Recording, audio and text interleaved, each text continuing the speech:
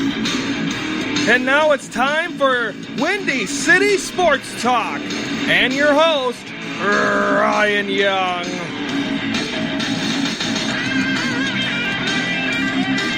Hello, Chicago! Welcome to this live Monday, November the 28th edition of Windy City Sports Talk. I am Ryan Young.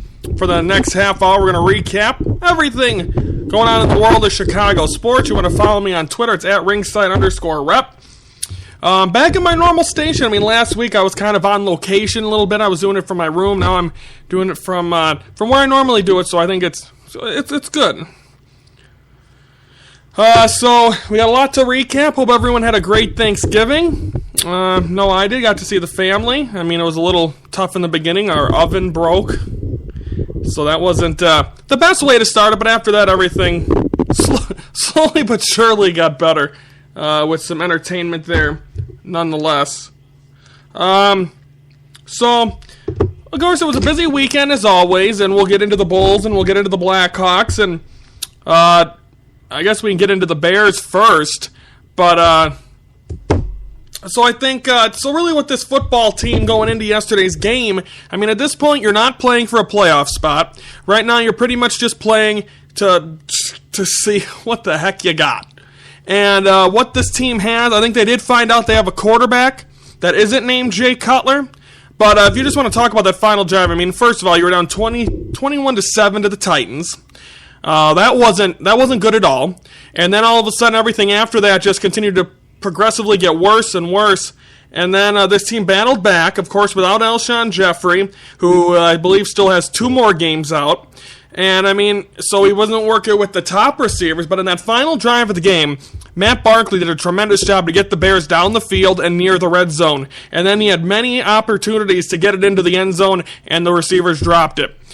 So the Bears do lose with a final of 27-21. They go to 2-9 on the season. Now, I don't like everyone. Now, was I hoping for the Bears to lose yesterday? Part of me, most of me, yes. Because I think at this point, this team needs to just start over, and the best way to start over is to have a miserable season and start doing what the Cubs did and start getting this team back through the draft. Now, of course, now that the Bears are terrible, there's no top quarterbacks in the draft this year, but I still think it's an opportunity for this team to truly try to get back in it.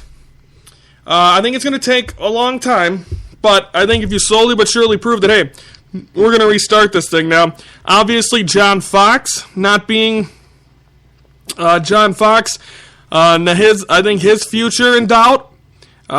Jay Cutler most likely will be gone, but I think the Bears, what they might do is to prove that maybe it's not all that if they don't draft a quarterback.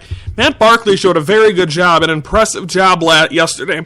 Now, of course, I was arguing with people on Facebook that, okay, this guy's just the future for this year. But the way he played in that final drive, he did a very good job. Like, he was able to step up and prove that, hey, I'm able to get the job done. And that's exactly what he was able to do. He played very, very well. He didn't actually get the job done, but it wasn't his fault. The receivers dropped them passes, and there was that. So I think this overall, you got to be, I think Nick Alexson put it best. He said it's probably the best case in a loss. Because you don't come out, it's a tough loss, but it's still a loss so you can say, okay, we can base something off this. And now having to face one of the only 2 teams worse than you in the 49ers coming up on Sunday, I think this team knows that they really need to win this game, because if they don't, then I believe they're in a spot for the second pick, because the Niners would have 2 wins and a win. So I think that would be, part of me wants to see the Bears crumble, but if Matt Barkley can prove, hey, I can be your quarterback, then possibly you got something here. And I think that is going to be the thing. I think Matt Barkley's going to come out, and of course with the whole Colin Kaepernick debacle, I think that's coming to Chicago, and of course Fidel Castro dying over the extended weekend, and I believe he had some words to say about it. I'm not really sure. And I'm not really familiar with all the stuff that happened there. I just know that not many people liked him for what he did. And I was in Miami when Ozzie Guillen said that Fidel Castro was a good leader. And of course, me and my ex are walking down the streets in Castro shirts, but it was Starlin Castro. We're like, uh-oh. But it was okay. And then he got suspended, I believe, 2 games. He returned in that series. But, so they'll be coming in, and of course we'll be previewing that on Friday's show, which of course, like we know, Fridays are not live. But I'm glad to be back live and in my normal spot. And if any time I need to look something up to be handy, because I was recording it off my phone last week, so I really didn't have any stats next to me. And I just kind of had to ramble on for hours. So the Bears, so right now they're 2-9. I think they might have one more win possibly in their schedule, and it might be that game against the 49ers. But it's going to make for a fun, because tonight's game for the Packers, if they lose, they're pretty much done, because the Lions are starting to run away. But if they can stay afloat and stay alive, the final game of the regular season is against the Lions. I want to say it's in Detroit. So if the Packers want any chance, they need to win tonight. I think whoever loses, a lot of people are saying whoever loses tonight's game between the Packers and the Eagles is probably looking at no chance of making the playoffs. So hopefully we'll see. What comes out of that. I won't be watching that game. Of course, I got to cover Monday Night Raw. So that'll be no Chicago sports tonight, just like there wasn't yesterday. I'm okay with that. I get my fill. But a great job by the Titans to be able to win that game. Marcus Mariota still has some work to do, but still a very, very good quarterback. So that was, and then also Thanksgiving games. If you're quiet for a minute, just hear that. Aretha Franklin still singing the national anthem.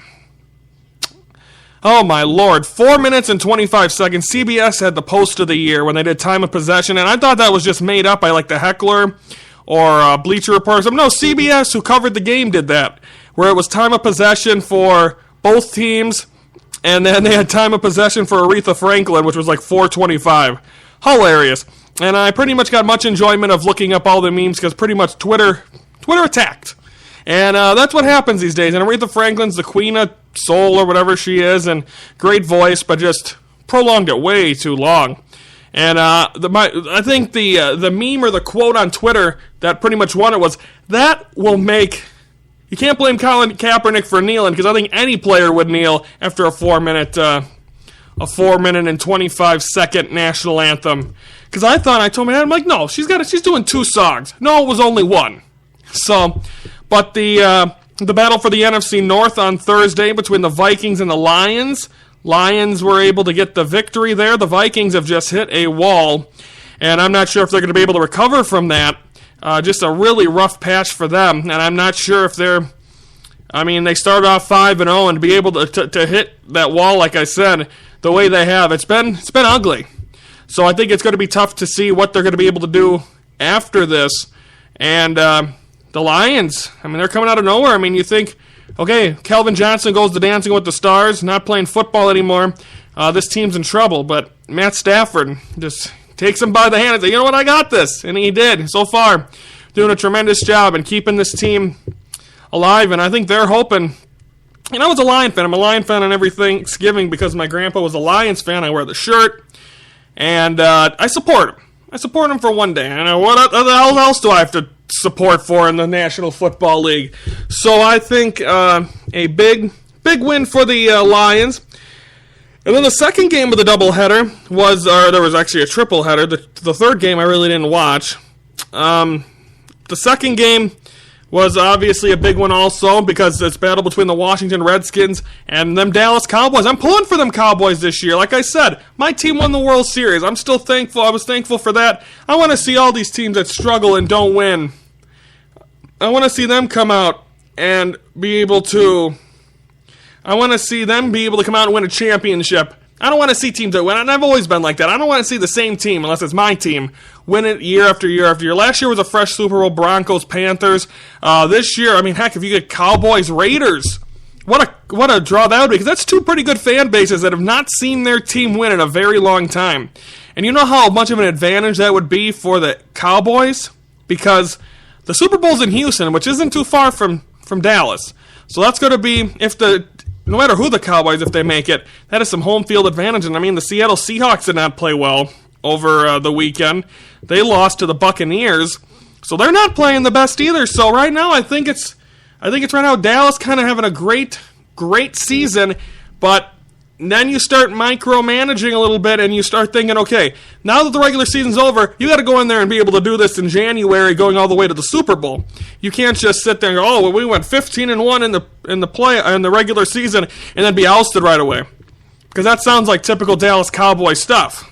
So, but they were able to win over the Redskins. A very nice catch. I believe it was a one-handed catch by someone. But it was a great job by them.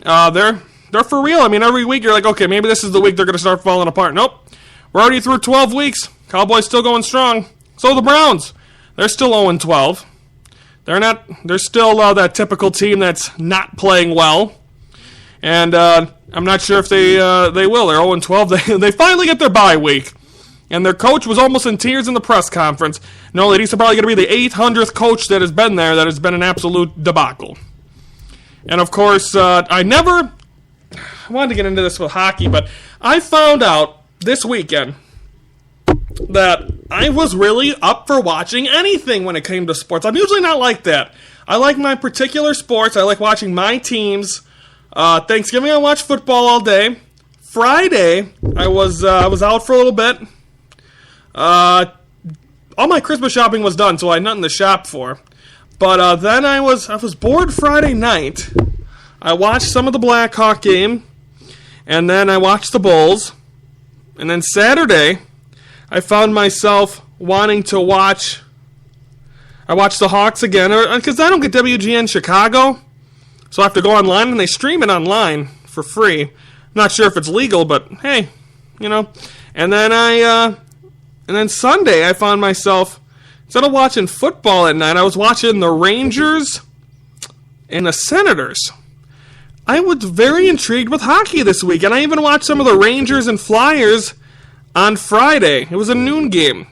So, you know what? I was actually embraced hockey this weekend, which is the first time. And I also, Saturday, I watched a good portion of Michigan, Ohio State. Because I hate Ohio now for some reason. Even though the Cubs won the World Series, I hate Ohio. And LeBron James was there, which still annoys the crap out of me. So I really wanted to see Ohio State lose, but they won. And they won in overtime. So congratulations to them and whatnot. So yeah, I found myself very intrigued of watching hockey and college football, two things that are usually on the bottom of my list of stuff to watch, and I pulled it out and I watched it. So I definitely had a pretty good sports watching filled weekend. So that was that. And I think football yesterday was fairly good. I mean, what a way at the end of that Bronco-Chiefs game when it went into overtime, the final kick, and I'm like, oh boy, here comes the fourth tie of the season? And then it goes bonk off the uprights and goes in. So it counted and the Chiefs won. You could see by the fans that were behind the field goal post, they thought it bounced off and they're okay, yay, we got a tie. Went in, we lost. So the Broncos lose. I think they're going to get a full new Super Bowl this year. And I mean, I think it's best for football. Switch it up a bit. I think a Cowboy Raider. I mean, even though it's two classic franchises, it's two teams that I don't think. The last time either one of them were in it was the year that, John Gruden was one of the first years as a head coach of the Tampa Bay Buccaneers and coached against his former Oakland Raiders. So, why the heck not? So, yeah, that was the weekend. We still got Blackhawks to recap. We still got Bulls to recap. Still got some stuff to do here, folks. We still got half a show left. First show back after Thanksgiving. So I kind of have a lot to talk about. Instead of babbling on, which I gotta babble anyway, as it's Cyber Monday, but I have nothing else to buy, which is kind of a good thing. I've been buying stuff nonstop. It's kind of been my thing. I'm like, oh look, I can get that for this person, because I've been buying stuff for people, a lot of Cubs World Series stuff. So that's kind of been my thing. But I don't know. But again, like I said, I got to recap 3 games of the Hawks. We got to recap 1 game of the Bulls. That's all coming up. But first, we got the Windy City Sports Minute. This is your Windy City Sports Minute for Monday, November the 28th. Well, it was an extended weekend because of Thanksgiving. The Blackhawks dropped the puck 3 times to conclude their Circus road trip. The Sharks get a win on Wednesday over the Hawks 2-1. Blackhawks get a win Friday afternoon over the Ducks in the final of 3-2. And then Saturday night lose in overtime to the Los Angeles Kings 2-1. The Bulls were in action on Friday night. They beat the Sixers in the final of 105 to 89, something like that. They got the win. And then the Bears were back in action, had a chance to possibly win the game on the final drive, but a couple of drop passes lead the Bears to lose 27-21. They now go to 2-9 on the season. There's no Chicago sports today, as the Blackhawks will be back on the ice tomorrow. The Bulls will be back on the court on Wednesday. That is your Windy City Sports Minute. Now back to Windy City Sports Talk. We're back here on Windy City Sports Talk. Hope you're having a great start to the week. Don't forget Friday, folks, on Fox Sports 1 at 7 o'clock. I'm going to try to watch it, probably DVR it. I got a pay-per-view for Ring of Honor to cover, and the Bulls play against the Cavs. But the Cubs World Series documentary that was narrated by Vince Vaughn, it was going to make its television premiere on Fox Sports 1. Set your DVR 7 o'clock Friday night. And I'm looking forward to it. It's like an interview, in-depth, very awesome. Looking forward to that. Getting a chance to see that. The World Series trophy made it to Soldier Field yesterday, which is probably the only trophy that's going to be in Soldier Field for a while, unless the Hawks win a Stanley Cup. So that was awesome. It was supposed to be Ben Zobrist, but it ended up being Tom Ricketts doing it. But best of luck to them. Anthony Rizzo's in Thailand. I follow him on Instagram, him and his girlfriend. So it's this time of the year you just shut everything down, enjoy your life until about February. And actually, right now, baseball, the CBA collective bargaining agreement could be up on the 1st, which is Thursday. So there could be a potential lockout in Major League Baseball, and the players said they're not afraid of no lockout. So I think that was interesting, and I'm hoping not. I don't want to see anything delayed. I mean, there could be a lockout now, but the only problem is winter meetings are next week. So if there's a lockout, then there is no winter meetings next week, which is usually when a lot of the acquisitions and a lot of the trades happen. There was a trade on Thanksgiving. I mean, Gene Segura from the Diamondbacks to the Mariners for Taijuan Walker. There were some prospects in there also, but that was a pretty good trade. And then Mr. Beat Up the Gatorade cooler, Sean Rodriguez, got signed by the Braves. So, I mean, that's pretty much all that happened over the weekend. But hopefully the baseball lockout is not happening. And I believe we'll have first for Monday of every month in the offseason. So I believe Scott Beatty will be joining me. We'll have a full baseball broadcast a week from today here on Windy City Sports Talk. Let's see. Nick's been chiming in. Let's see what he has to say. Appreciate him. Hope you enjoyed your vacation in Florida with your family. Looked nice. Hope you enjoyed it. Drop passes, Cy. 3-3-1 circus trip. Blackhawks remain in first. Yes. Nick also said, I also hate Ohio. That first down spot was bullshit in OT. I heard about that part. I had to leave before overtime happened. But Rich Eisen was on I watched his show, and he was on the Dan Patrick show, which, by the way, if you folks don't know who Dan Patrick, he lost his mother this past week, which is handling it pretty well, but definitely sad. So our thoughts and prayers go to him. Rich Eisen was on there, and he is from Michigan, and he said referees you got to play better than the referees ref. So I think that's a great way to put it. And he also said, I started and finished Cyber Monday and Christmas shopping today. Just over $300 and I'm done. Yeah, that's about what I spent. I have like 8 people, but then I'm like, oh, let me add this. I've got a gift card for my niece, because, for 20-year-old girl, you can't, and I was buying her clothes. I tried buying her like Cubs and Blackhawks socks, and I think she still hasn't opened them yet. So you know what? I'll give you a gift card, bada bing. And then she has her boyfriend that, now the father of her niece. So I guess he's part of the family now.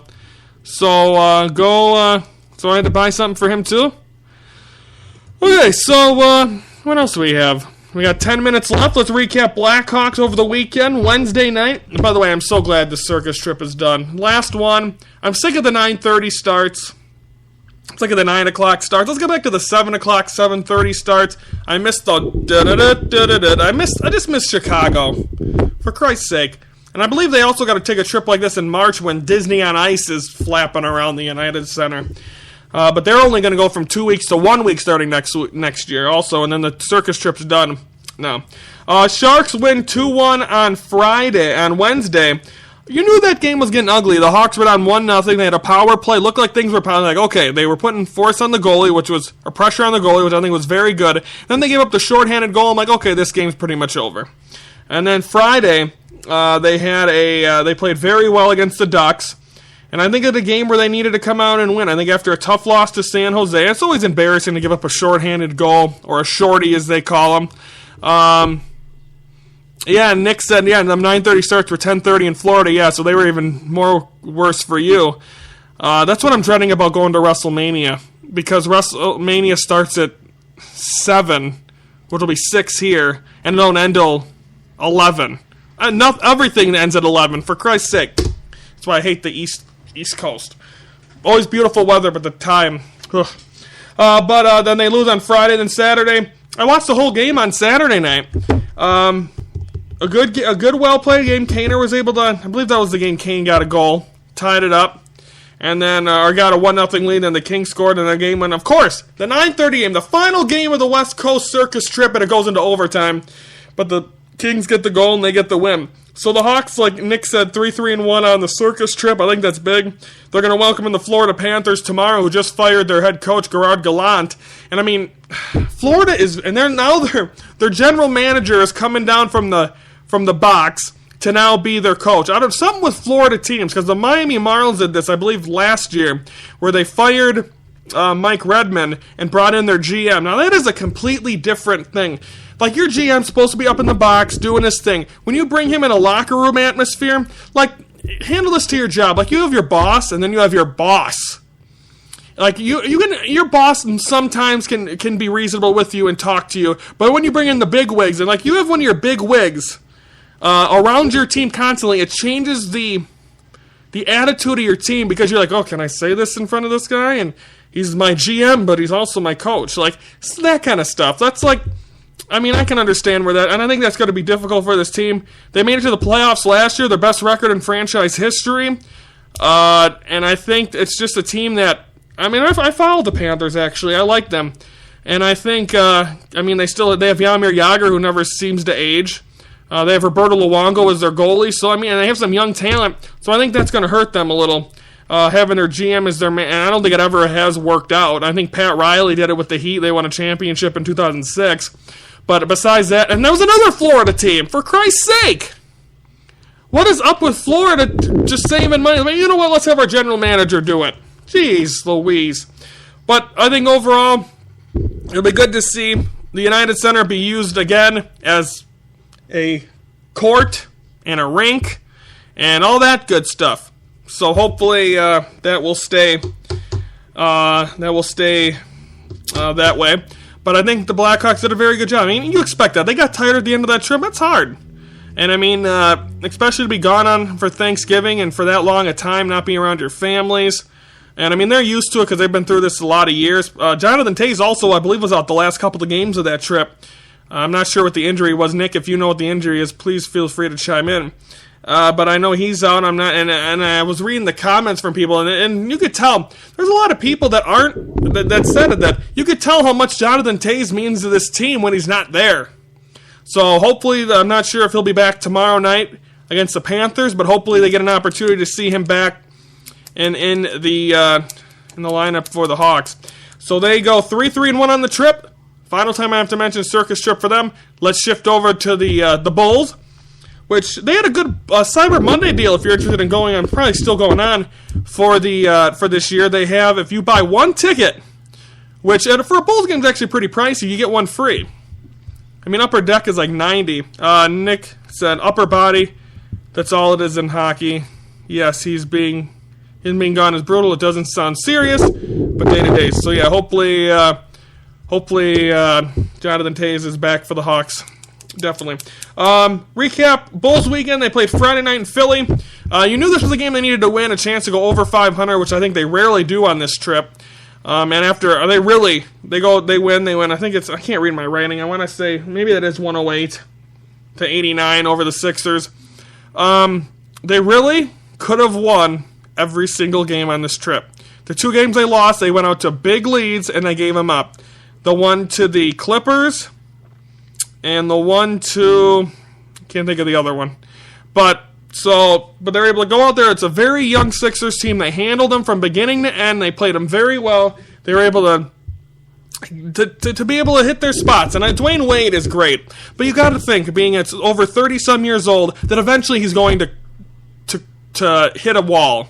And I think that's when this team goes down. But Jimmy Butler's playing like 40 minutes a game. He is just unbelievable. He's a beast. And, of course, that's going to wear out on him also.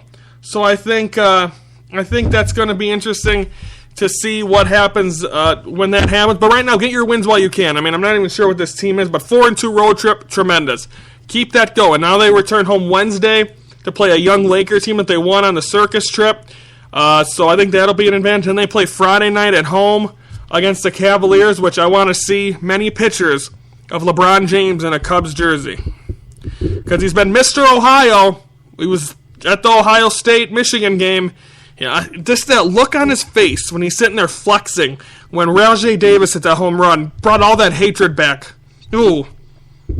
Go Warriors. Because, I mean, every time, and it's just annoying. Like, okay, root for your Ohio team.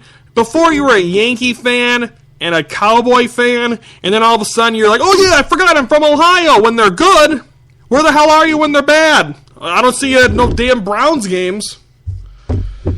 So the Bulls win. So hopefully, I'm not sure when Doug McBuckets comes back, but I know this team will gladly have him back. Rondo's finally back. He was hurt at the beginning of that road trip. So hopefully this team can bounce back, keep it going. I think they can get a win on Wednesday. And then Friday's going to be a test. How far is this team from being a real contender? If they can hold up with them, but if they're blown out early and can't come back, then it could be trouble. So hopefully this team can keep it going. And then I believe they're in Dallas on Saturday, so they're already back onto the road. I'm not sure what their stretch is coming up. Got their schedule here. Hold the phone. At Dallas and home for Portland on Monday. And then on the road in Detroit. And then they face San Antonio. So they got some tough teams coming up. So again, it's going to be a big test. Saturday they're in Dallas. But again, Wednesday. So Lakers, Cavs. So let's see if they can be able to pull this out on the homestand. And try to see what they can do before they get ready for the road trip. In only a game and they're back home. But I think it's big for this team to come on out. And I mean, it is an exhausting team. I mean, not exhausting, but this team's going to be exhausted eventually. I mean, any team that has big guys, they're gonna lose to. So I think they're gonna have trouble with the Cavs. But just go out there, beat the Lakers, do your thing, have a nice day. But again, that'll be coming up. We'll preview that on Wednesday. Again, there's no Chicago sports tonight. I just started my second time doing the Snap Fitness thing. I go for 3 months. In the winter, when I can't do any exercising outside, I do it all indoors at Snap Fitness. I go about 50 minutes a day. But my problem is I snack during the day. So today's the only day I ate lunch, which was pretty much leftovers again for Thanksgiving. Now I'll have a banana and a Gatorade, and then I won't eat till dinner. I'm usually a snacker. Now tomorrow will be the big test, because tomorrow I don't have anything to do. I mean, I'm going to the movies. But I'm trying to be good. I think I weighed myself. I was the same weight from 3 months ago. So, I mean, I didn't lose any weight, but I didn't gain any weight in 3 months of running and walking. So, hopefully I'll be able to do that. My goal is to be back down to 200. I don't think my body's going to let me. So, I'm back on the good graces until Christmas weekend and New Year's weekend. But besides that, Ryan's going to do his thing. But tomorrow we're going to preview. Hopefully there's some talk about the Packers, and there's some drama there we could talk about. And then also we got to preview Blackhawks and the Panthers. So that's all coming up tomorrow on Windy City Sports Talk. Glad to be back live. We'll be back live, of course, Monday through Thursday, pre-recorded on Friday to get you ready for the weekend. As for that one, we're going to be in the month of December. Holy cow. And also, Ringside Report celebrating their 3rd birthday on Friday. So everyone have a great day, and we'll be back with you at 3 o'clock tomorrow. Have a great day, Chicago! Whoa!